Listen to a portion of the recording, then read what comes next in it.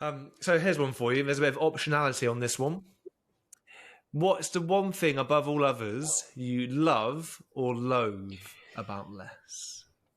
I love the fact that less, and by less, there's no canonical way of teaching less, or I love that less puts a priority on thinking and teaching thinking tools. It's in a way, it's a framework that almost forces organizations to think.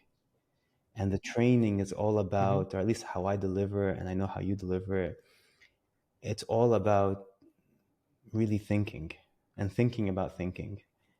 And so that's my favorite part of less. And so I'm not going to say systems thinking or queuing theory because that's too easy. I think the real aspect of less that I love is the emphasis on thinking and owning your own decisions, Mm-hmm. and not just saying, oh, you should have one product backlog, but really understanding why you should have one product backlog from a systemic perspective. And so that's probably my favorite part of less. And you said, which part do I loathe? Well, if it was an option, you could choose love or loathe. If you want to do both, then that'd be Um, brilliant. and you mean specifically about the less community or the less framework? I think you can take it as broadly as you would like. Wow. What do I loathe? I think I'm gonna pass on this one because yeah, That's all right. It there, was an there option. are It was things an that I do option. loathe, but I'll keep that for off the record between you and I. Yeah. Noted. I won't push you on it. But one thing I found interesting, the thing you love about less is the thinking aspect. I kind of feel that relates to your elevator pitch for less as well, because you can't go into this multi-year journey and think that you're not going to be able to avoid Yeah, thinking. and yeah, exactly. And I don't even, I shy away from even calling it less adoption in the companies I work in. I don't even use really the words less because I don't want something that they can point to and say, oh, that thing didn't work. Less didn't work for Mhm. us.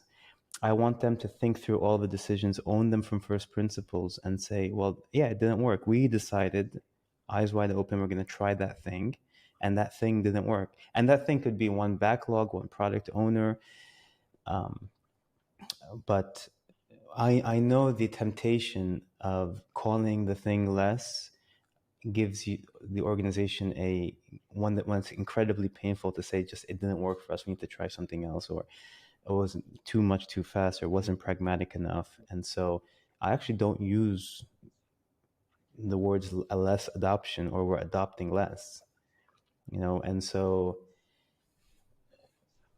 every decision, especially from an organizational design, is run through the people who own the transformation, and they decide if they want to do the thing or not through thinking about it. Mhm.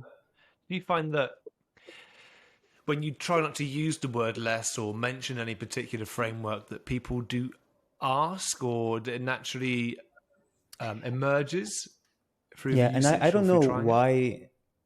why we as humans need to label things. And I think there's some.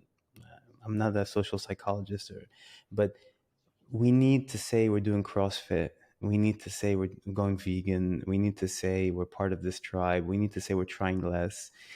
So I have found that even even when I've shied away from something, people need to latch onto a brand. I don't know the origins of this. I've seen it across multiple disciplines, but yeah, even when I shy away from less, they want to call it something. And if it's not less, they'll figure out some fancy internal name to call the change effort. I wonder if it's a is it a communication or an efficiency thing? Like we unless we can attach a label to something, then we find it more difficult to Maybe, or talk maybe it's about. novelty. We need to say like, we're I'm trying paleo. I, I, I don't know. I don't know.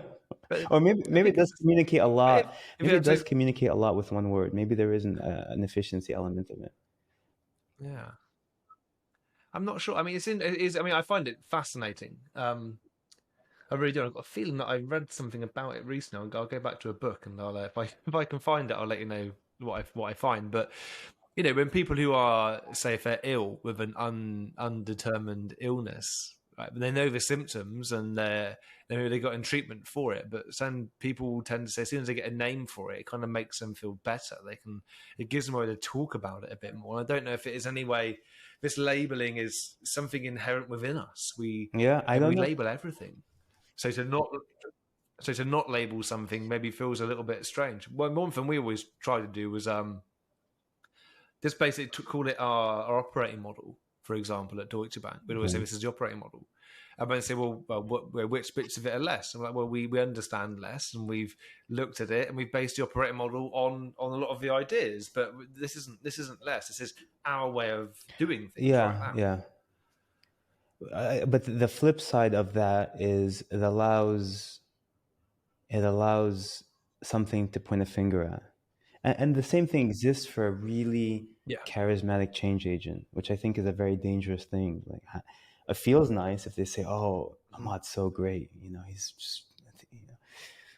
And the problem with that is, I'm not great forever, and eventually they say, "Oh, he just screwed us up," he didn't do blah blah blah, and so having I think a brand name that underpins a transformation, or having a really high flying type coach that everyone likes and likes to be around, that also creates the same danger. So I always try, having learned that in the beginning, as I went through my own ego trip, I wanted to be the person that um, everyone said is like, things are so much better after he came. And I realized that's a very dangerous and short-lived thing. You really want to be to, the secrets of consulting, Gerald Weinberg, you want to be the person in the background, that's almost through inception, giving people ideas, and really almost getting none of the credit for themselves. And I think it's much more yeah, effective. And it's not just an yeah. ego. It's not like some sort of Buddhist Sufi thing. It's ultimately, for the longevity, is much better. Right, they say one of the quotes which has got me through like my I don't know the last like 5 or 6 years of my career was the idea that you can achieve anything if you Yeah. don't mind not taking It's credit for hard. it. And the moment I came at peace with that, or became more at peace with that, I think that I instantly became a happier, more engaged and aware Yeah. person. Um, and what you're saying about the charisma side of things, there's a Mhm. book, Humble Leadership, by Edgar and Peter Shine. And then there they talk about the different types of leadership and the different types of relationships we need in modern organizations. And they do say that when the relationships are what they would call level one, when they're professional, there's not a lot of psychological safety, there's not a lot of trust, very professional doctor, doctor patient, lawyer, client type relationships, then change initiatives will succeed or can succeed when you have those types of relationships, if you have a very strong charismatic leader to keep everyone corralled and Yeah. heading in the right direction.